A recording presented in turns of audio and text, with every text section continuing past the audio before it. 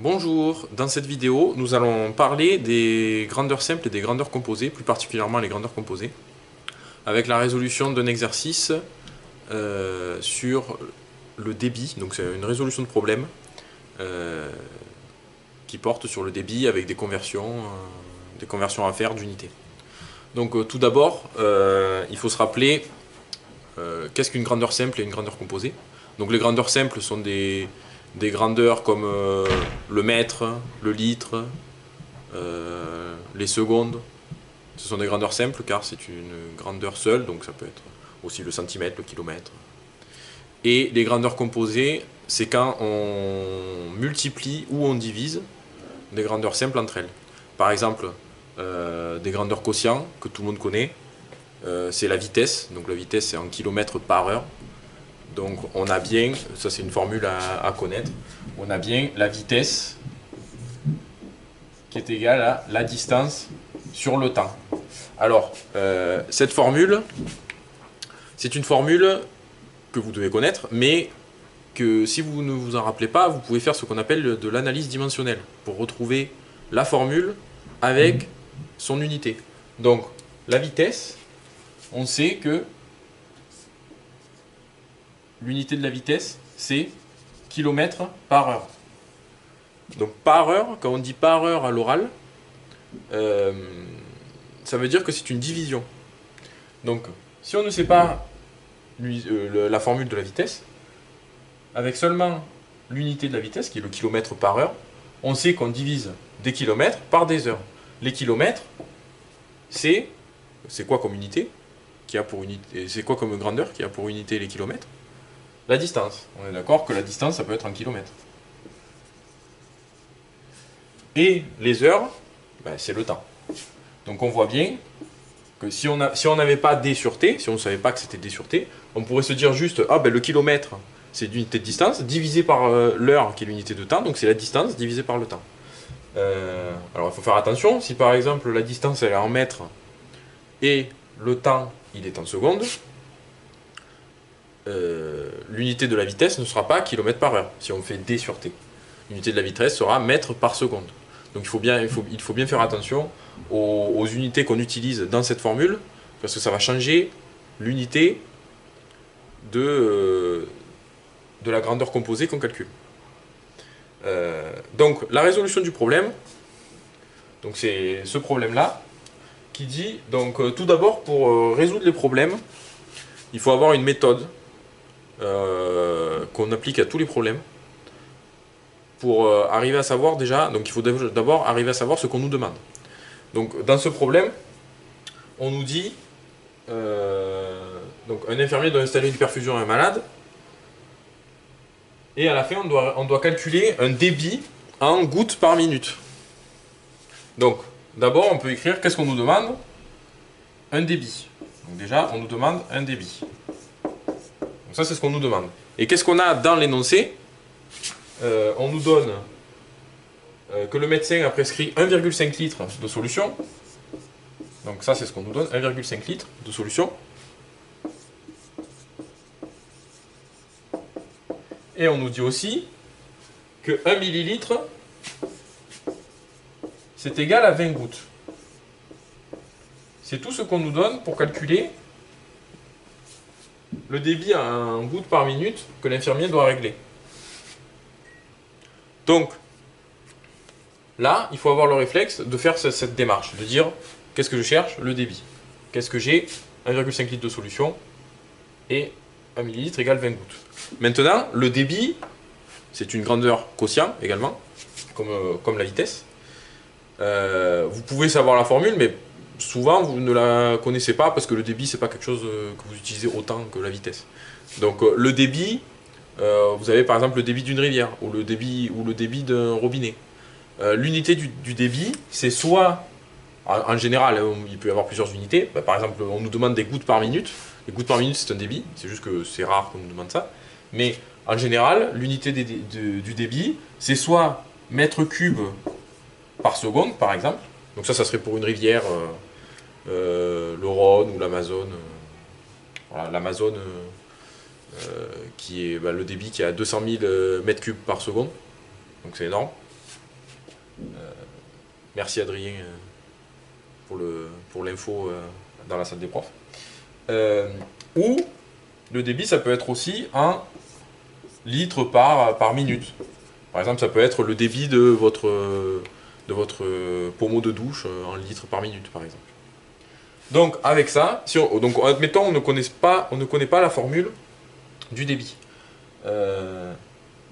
Avec ça, on peut découvrir la formule du débit. Donc là, d'abord, on regarde le premier terme.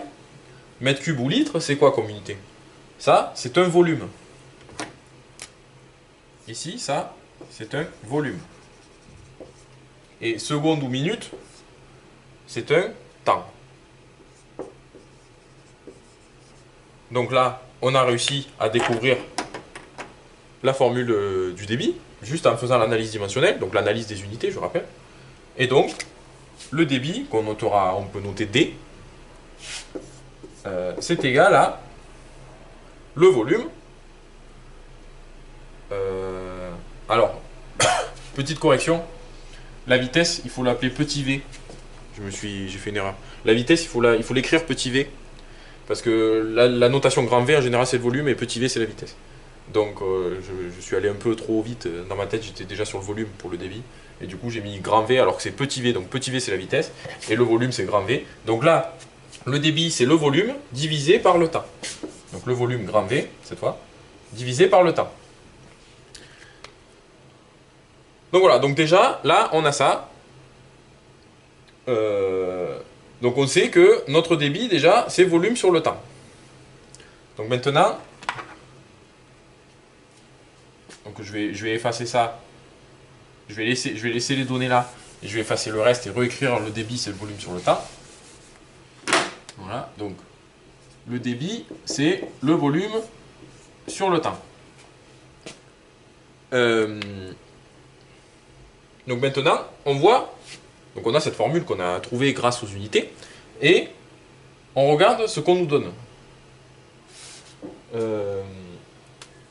Là, c'est 1,5 litre de solution en 24 heures. Je me suis trompé, j'ai oublié de mettre les données en entier. C'est en 24 heures. Donc là, on nous donne 1,5 litre de solution en 24 heures. 1,5 litre, c'est un volume. Et 24 heures, c'est un temps.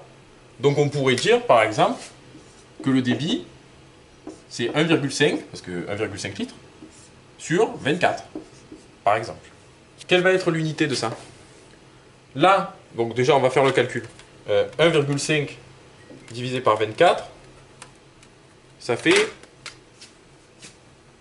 Alors, on va l'écrire 0,0625, mais en écriture scientifique, qui est un autre chapitre, mais qui est important aussi à savoir, ça s'écrit 6,25 fois 10 puissance moins 2.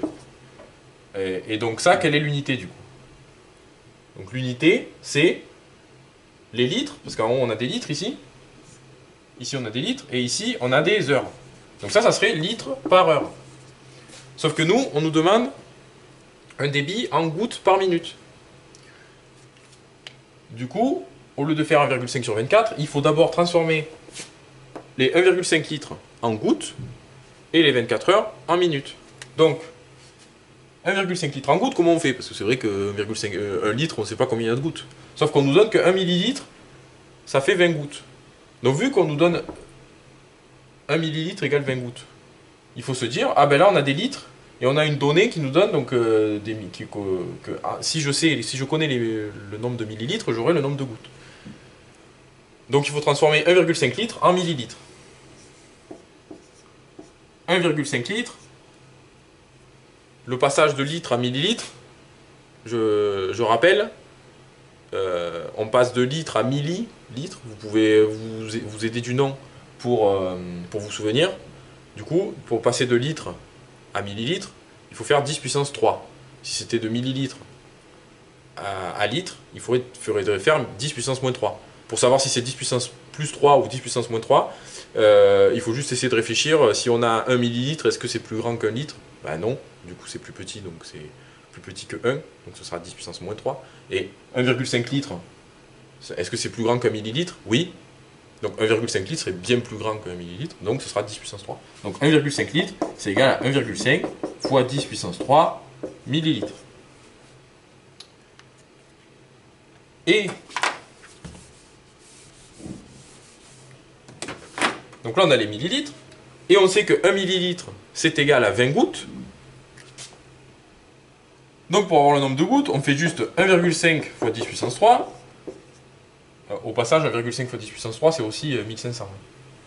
Vous pouvez écrire 1500, mais c'est toujours mieux d'écrire en écriture scientifique. Après, si vous écrivez 1500, c'est juste aussi. Donc 1,5 fois 10 puissance 3, pour le passer en gouttes, vu que 1 millilitre c'était égal à 20 gouttes, il faut juste faire multiplier par 20. Alors, pourquoi? Vous pouvez le faire avec de la proportionnalité si vous voulez. Si 1 millilitre, ça fait 20 gouttes, d'accord, donc 1500 millilitres, on va dire. 1,5 fois 10 puissance 3, c'est 1500 aussi. Ça fait, donc comment on fait pour savoir? Là, pour passer de 1 à 20, on fait fois 20. Donc pour passer de 1500 au nombre de gouttes, on fait fois 20 aussi. Si on partait dans l'autre sens, si on passait des gouttes au millilitre, on ferait, pour comment passer de 20 gouttes à 1 millilitre, comment passer de 20 à 1, on fait diviser par 60, donc c'est divisé par 60 en bas. Divisé par 60, pardon, divisé par 20. Et donc là, pour passer dans l'autre sens, ça serait divisé par 20 également. Mais là, donc pour passer des millilitres aux gouttes, il faut faire fois 20. Donc c'est ce qu'on fait là, fois 20. Et donc, quand on fait le calcul, ça nous donne 30 000 gouttes.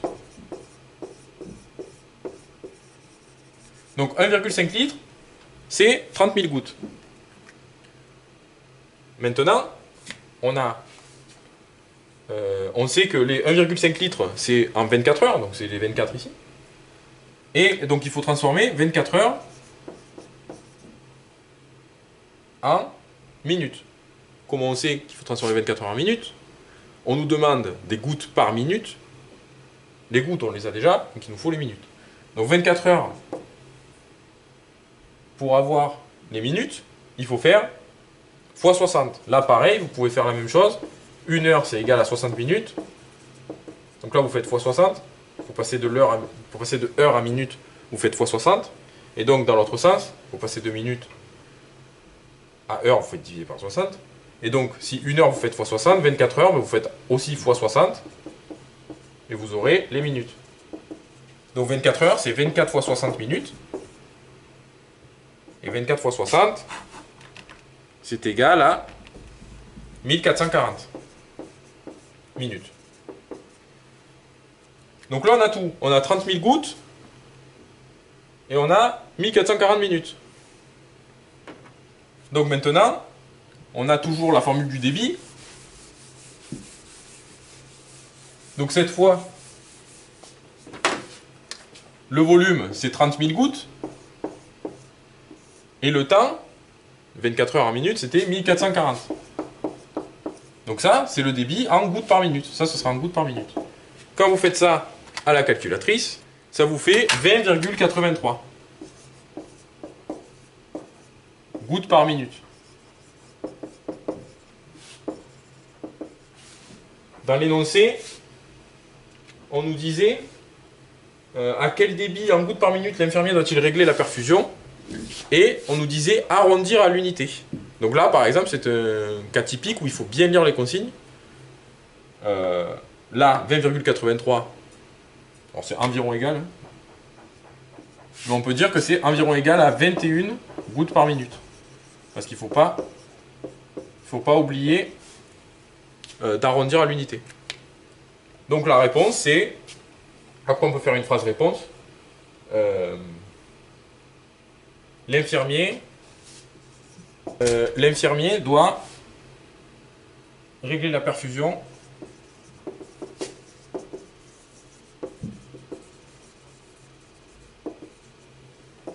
à 21 gouttes par minute. Et voilà, cette vidéo est terminée.